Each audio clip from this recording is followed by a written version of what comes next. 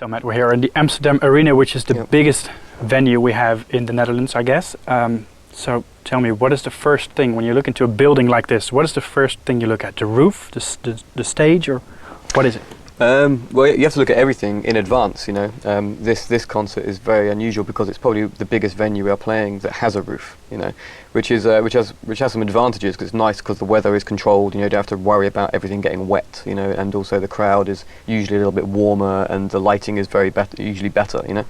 The disadvantage is our stage production is supposed to have 6 chimney stacks on top which shoot out about 10 meters of fire, and we cannot do that here because we'll burn the roof, you know. So we've been slightly compromised here that we can't have the fire coming from the top, you know. But you know, every venue is very different, so you always have to adapt, you know. So yeah, that's the first thing we check is, do we have a roof or not? Yeah. It's a huge production, right? There's lots of trucks out there. How many do you bring for a tour like this? Trucks? Yeah, just I don't know the exact number. It must be 40 or something like that. Yeah. I think. Yeah. It's pretty much up there. The arena's about 17. This tour, we quickly called this tour the Unsustainable Tour because really that is the reality of where we've become as a band. You know, we're doing these tours which have become so much equipment involved, so many crew involved. Right from the beginning when we started putting concepts together and ideas, some of the costings that were coming in were just scary, you know, and it's amazing how difficult it is to put on these kinds of shows now, you know. And so the whole concept of the show has kind of evolved around this idea that everything we're doing here is kind of the end of this way of producing big, massive shows, you know, because you know, everything from the amount of fire we're using, the amount of fuel we're using, there's a lot of parodies of environmental disasters, and basically the whole thing is designed to look a bit like a power station, some kind of ugly kind of polluting power station, which is kind of not far from the truth, really. And it's and I think so. We have like and we have these two kind of for the first time we're integrating actors into the production. You know, so we have these 2 actors which are playing kind of business people, very sort of greedy type business people, and who both dive through various interesting causes, which you'll see. One dies by being drowned by our version of quantitative easing, which is the printing of money, you know, which a lot of our governments are doing, which are printing lots of money to create inflation and to devalue currencies to kind of make imports and exports more favourable and so on, called currency wars. But so we're doing a version of that where we spray millions of euros. We had to call them musos, not euros, because it's illegal for the European Union, but it looks very, very close. We think we are as close to the law as you can get before the European Union sues you for copying their money. So we're pouring out millions of euros into the audience, and this actor, kind of banker guy, kind of dies. He sort of drowns in all of the money. And then we have a woman who's like an oil trader, and she's basically driving up the price of fuel by making so many trades and so on. And energy running out is obviously one of the themes of the album. You know, the decline of energy, the population growth in combination with the dwindling resources. She's driving up the price of fuel to the point where she kind of becomes obsessed with it and starts drinking the fuel and kills herself with poison. So we really have changed what we're doing in a way that is it's deliberately very excessive. It's deliberately very much over the top, so that we're calling it the Unsustainable Tour. It's really a kind of a bit of a parody on really what it is to be this big in the modern age. Yeah, because in the modern age, it's not that common anymore. There's no rock band after you who went on to become a stadium act. Why is that? I think. Well, I mean, it's a good question, really. I don't know. I mean, Coldplay. Obviously, that's one band. I think more or less. Yeah, we can put that in the same range of years. It's interesting because we're both Chris and our band and the singer from Coldplay. We're all from Devon. This small rural area of England, which is not a very known area at all. No sort of notable music has ever come from there in the past, and really, I suppose there's not many other acts that are trying to do the big show. I suppose there's always U2 and stuff, and the Rolling Stones, these kind of older acts, and Bon Jovi and stuff. But yeah, I'm not sure why that is. It's probably partly to do with the gradual decline, the big decline in the music industry that started in the sort of late 90s into the 2000s, where the music industry became really deflated, And I think but at the same time, it also seems to be, for some people, it seems to be kind of a dirty word.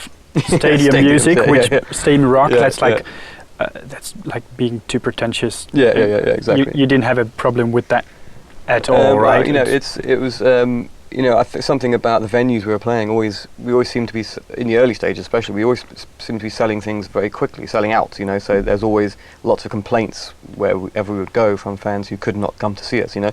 So we took this debate of like whether we should try these bigger venues. And I remember the first transition from playing sort of theatres and clubs going into an arena for the first time in London.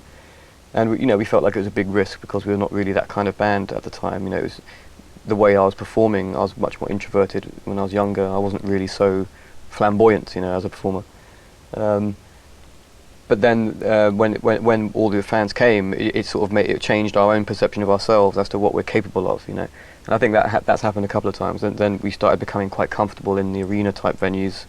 And then we made the jump to playing like the outdoor, the football stadium, you know, and that was the biggest gamble. I think it was like we didn't know if that would work at all. I was very surprised that it did, you know. But it changed the perception. I felt like it was something that because nobody else was doing it, it was only these, as you said, these sort of older, more old-fashioned acts that were doing it. It felt like why not? You know, we might as well. It's a chance to do something. You know, there's, in terms of what you can express, you know, I think what we're doing with this unsustainable idea is at least it has some kind of connection to what it is to be overly big, overblown, and to try and bring that into message. I'm not sure if we will always be touring this way. You know, it's something that you can't do all the time. You know, maybe special events every 5 years or 10 years or something. But I think we've come up with a kind of concept that matches what it is to be at this level, if you know what I mean. Yeah, well, you can say that. Well, the art of the stadium rock, it exists since the 70s, 80s, etc.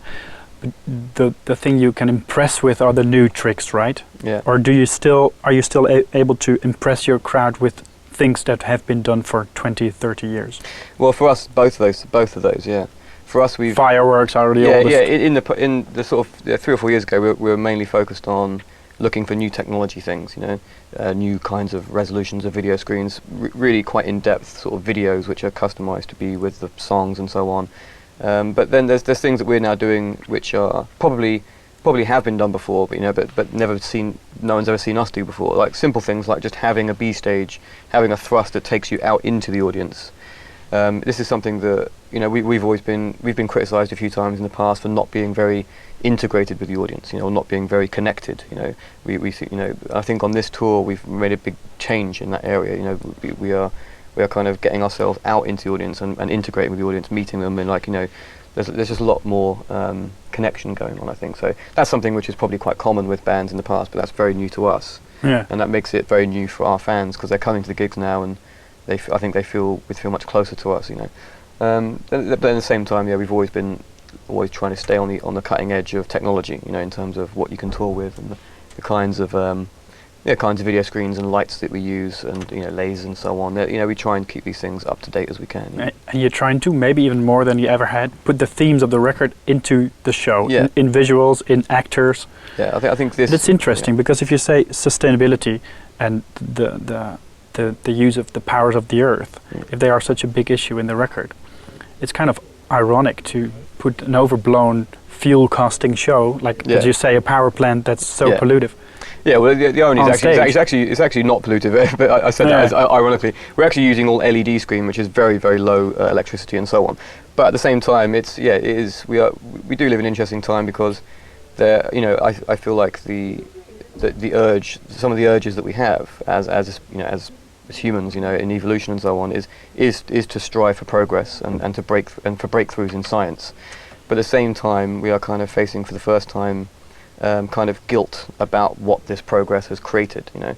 And so I think the modern generation is very conflicted because, you know, some of the most primal driving forces, which have been very, very, very powerful and very favourable for getting us to where we are, you know, we're having to question them, you know. So I think that, you know, me as a person, I have that conflict myself, you know. At the same time, I understand about what it is to need to be sustainable and all these ideas, but at the same time that I do have primal urges to want to explore space and want to fly around the world and travel and do these things, you know, which we are now being told probably are not possible, you know.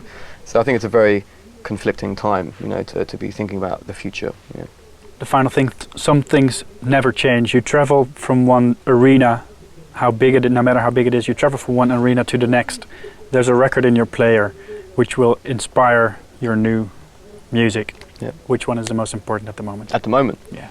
Oh, blimey, I'm not. God, blimey, what am I listening to? I'm not listening to much. I think you